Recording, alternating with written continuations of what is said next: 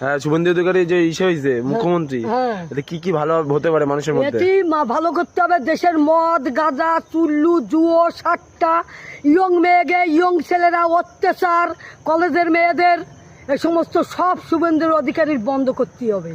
তাহলে শুভেন্দু অধিকারী আবার আরো 5 বছর দাঁড়াতে পারবে, তাই তো?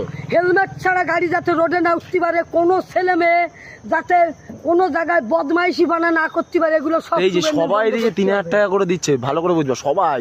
কেউ নেশা করলেও 3000 পাবে, মানে মাধ্যমিক সে কবে দিয়ে রাখছে, পড়াশোনা ছেড়ে দিয়েছে, নেশা করলেও 3000 পাবে, যে পড়াশোনা করছে সেও 3000 পাবে। তো এইটা নিয়ে তুমি কিছু বলতে চাও যে সবাই 3000 পাচ্ছে, মানে বুঝতে পারছো না জিনিসটা কি হচ্ছে?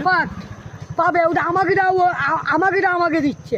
আমাদের ধরো কারেন্টের বিল ওঠে না 500 টাকা, সেখানে নেবে তারা 3000 টাকা আমাকেটা দিয়ে আমাকে দেয়, বুঝেছো?